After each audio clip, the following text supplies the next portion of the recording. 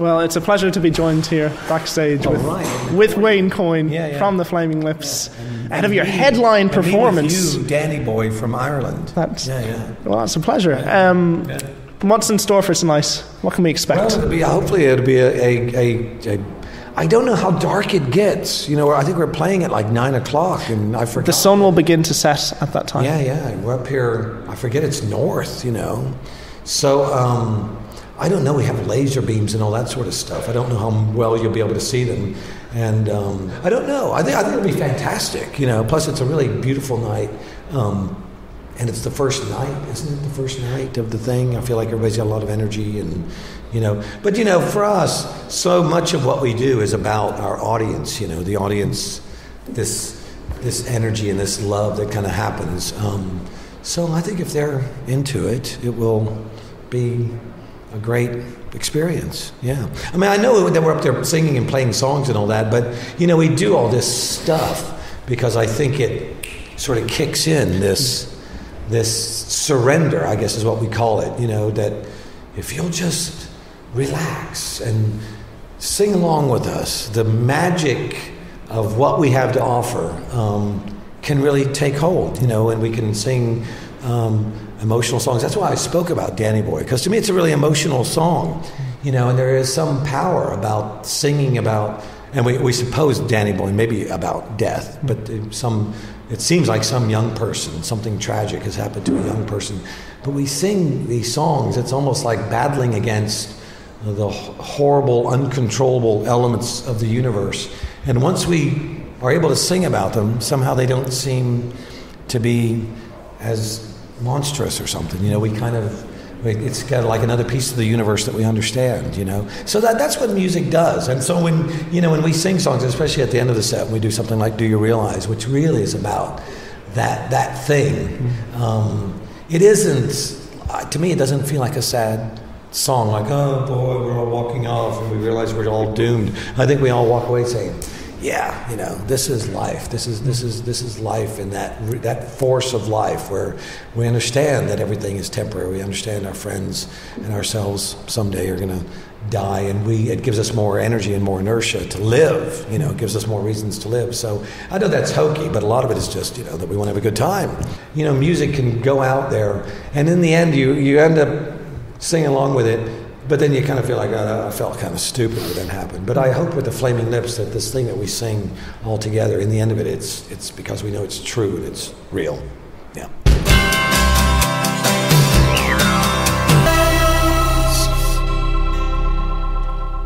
Obviously for you, playing live and touring, it goes beyond just promoting an album or anything like that. From the way you're talking there, when did you feel like you connected to that idea of the community of your audience and those kind of songs where you're talking about death, or you're talking about a wider issue that goes beyond you and it goes beyond the audience? When do you feel like you connected to that? I think it was after the Soft Bulletin when we started to, I really was concerned because we'd had an audience. I mean, we started in 1984, and we've played to an audience that seemed, not every audience, but a lot of our audience was young people who liked doing a lot of drugs and sort of having this intense experience, And the very first place we played when we did any of the Soft Bulletin material was in Dallas, Texas. And I remember thinking to myself, I knew that audience pretty well. It wasn't a giant audience, but it was an audience that would come and it would be a giant party. And I knew that we were going to sing songs about suicide, about death, about what can all these things mean? If this world is so beautiful, what can all these horrible things mean? And I knew that, I'm going to be looking at someone who's 22 years old, who's on 5 hits of acid on a Saturday night, and I'm going to be standing there as a 36-year-old saying, let me tell you about my life, which is really what I think happens at a Flaming Lips show. I'm not really necessarily thinking that they're relating to my songs as much as they're standing there saying, Wayne, tell us your stories, And I didn't want to tell them this bleak, horrible story, which to me it wasn't. There was a celebration about it. So there was a sense of like, well, if we're going to sing a song like Feeling Yourself Disintegrate, I'm going to throw confetti at people while I do it, and we'll have balloons, and it'll feel you know, if maybe it would work and maybe it wouldn't, but I didn't want people walking away feeling like, oh, what a bummer. I wanted them going, yes, you know, believing in another dimension of that. And I don't know if it worked as well as I'm saying, but it worked good enough that we all walked away feeling like it was still a big party, you know. And so I think since then, it's encouraged us to go more and deeper and just relax into these things that we feel like singing about, regardless of how, you know, intense their meaning might be, and just feel like the way that we present it to an audience, I think sometimes can override, you know, it trumps, you know, sometimes even what your initial message could be.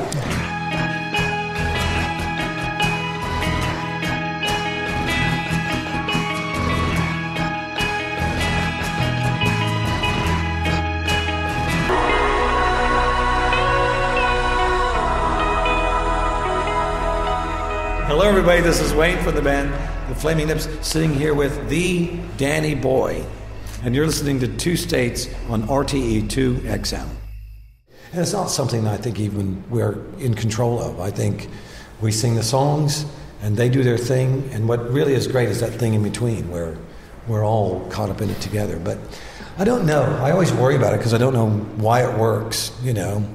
I just hope it does. Yeah. You don't know why it works, so you're kind of going on instinct with the way you set up your shows, the way you perform, and it's still on instinct. I mean, I think the audience wants, you know, as a group, they want us to do our own trip, you know. I think they encourage us and believe in us enough that they would say, just do your thing, and if it doesn't all work, it doesn't matter. We'd rather see you, you know. I don't think they want us to sort of market this idea or you know, have a committee checking to see whether everything is going to work or not. I think they want us at our purest, you know, expressive level. And so, you know, when I walk up there tonight wearing this fur collar, very nice, by the way. Yeah, thank you. You know, would say, what does it mean? I don't know. You know, you just sort of feel like, I want to wear this today. And I think that's part of being, you know, being a self-indulgent weirdo is, you know, you look like one in the end. You know, you are one.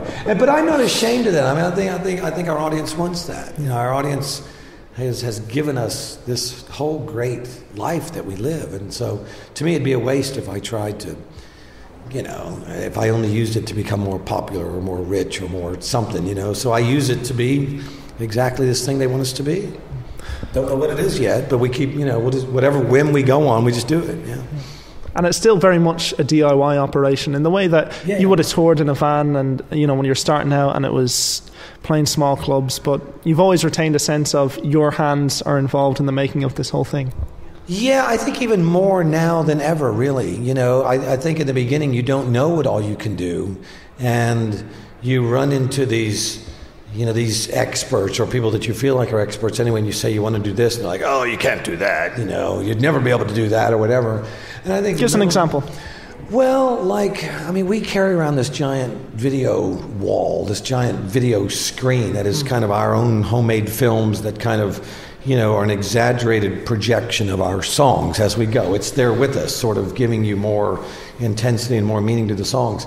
And when we would first try to get those from these giant video companies, I mean, these things, you know, they cost millions of dollars, and even to rent them, you know, are outrageous. And even though I would rent them, and this is true, I would rent these and pay a lot of money for them, the people who would have them wouldn't want to set them up every day. You know, we'd be playing and it might rain somewhere. We'd be in Alabama and it might rain. They'd say, well, Wayne, you know, we don't want to set it up today because it might rain. And I would say, well, I don't give a shit. You have to set it up anyway. The Flaming Lips audience is here. We don't worry about the equipment. The equipment is here for them. And so I had these little experiences, and I, little by little, was looking for these giant video walls that I could just do myself. And luckily, I run into weirdos who are geniuses enough to figure out how to do these things, and they are gracious enough to want to help me and work with me. And so I just do it myself now. So everything that you see is just Flaming Lips stuff, you know.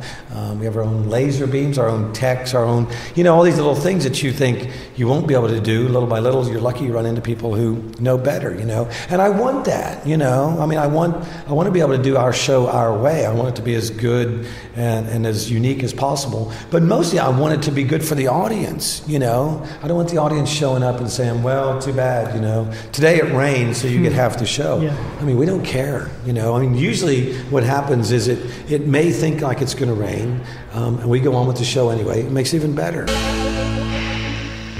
Well, what advice would you have for any young band starting out then? With all your sage words of wisdom you've passed on, what would you say to a young band starting out?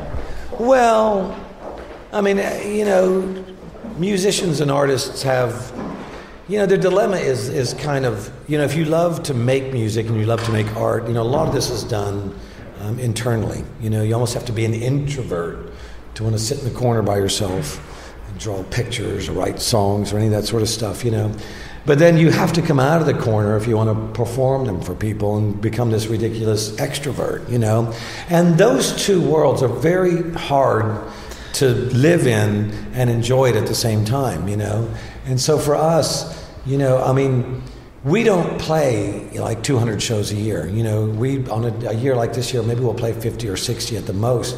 So we don't destroy that drive and that specialness, or even that thing where we want to go and play. And I'm very aware of, especially, you know, the way Stephen is. He's such an amazing musician, and it requires him to focus every night and, you know, just to play it and to do it. It's a different level of intensity. But it's a hard thing. I don't know. I would say just, you know, don't have your mind set on what you think the way your world should be. It's like, do the music that you love and become the person that can sing that music. I mean, that's what I've done, you know. I mean, it's one thing to write a song. It's another thing to stand up there and think, oh, wow, you know, now I got to sing this to people and it means something. Because a lot of times you're doing songs or art or whatever, and it doesn't have to have any meaning to you.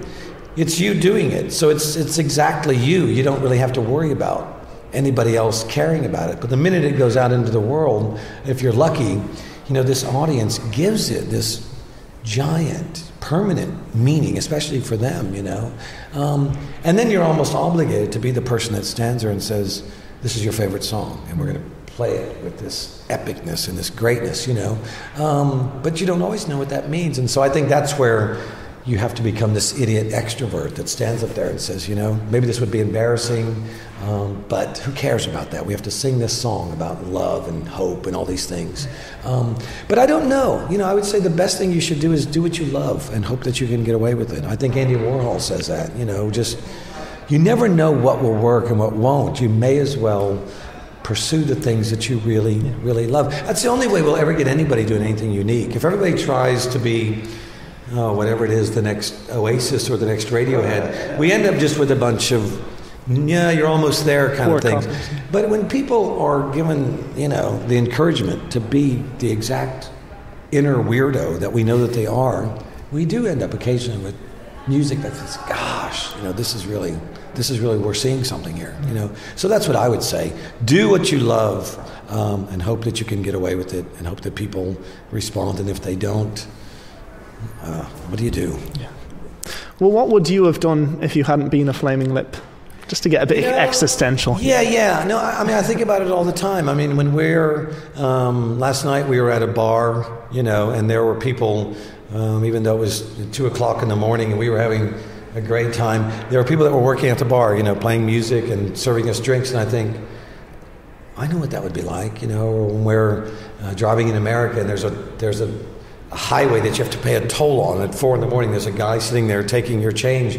You know, to me, I think that's probably what I would do, because I don't have any particular skill, you know, that's very useful to anybody. You know what I mean? And so this thing that I do, it's very specific, that it's about music and art and ideas and belief, you know, because it's just it's just a little nuance of a personality, you know. So I don't know. I think I would hope that I could be happy anyway, you know, that I think I would do music and do art, and hopefully, find a way to love it. But I would say, for the life that the Flaming Lips fans have given me, it takes a lot of people to do what we do, and it takes a lot of money, and it takes a lot of not doing anything else, focusing on this all the time.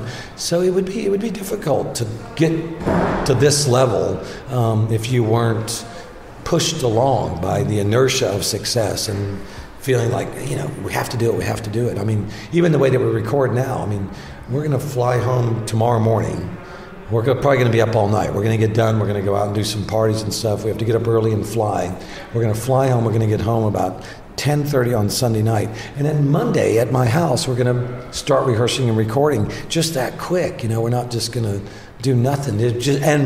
And believe me, we wouldn't if we didn't have to, but because you have to, you're always forced to think again.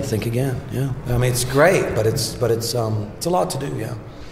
That comes from within you. It isn't as if somebody else is, forcing you to do it. It's a kind of a drive which is just innate. Yeah. Well, I'm lucky. I think I've ruined myself, I don't think I could really sit back and just say, look how enjoyable our life is, It's every chance I get, I think, we could be doing this, we could be doing that. And the guys are the same way. We all feel like we're in this thing that's pulling us along. And when we play shows and we see our audience and all that, we're grateful for it. And I don't think we worry about it that much. This idea that we are making music and art, it's not torture in any way. You know what I mean? Yeah. A lot of times it turns out really to be an enriching experience in your life. Even though you feel like, oh man, it's a lot of work. It is, but when you get to make music and you get to meet. Just last week we were in Barcelona, and I was hanging out with Nick Cave and the guys from Of Montreal and the guys from No Age, and I'm surrounded by all these cool artists and musicians and stuff. It's pretty cool. Yeah.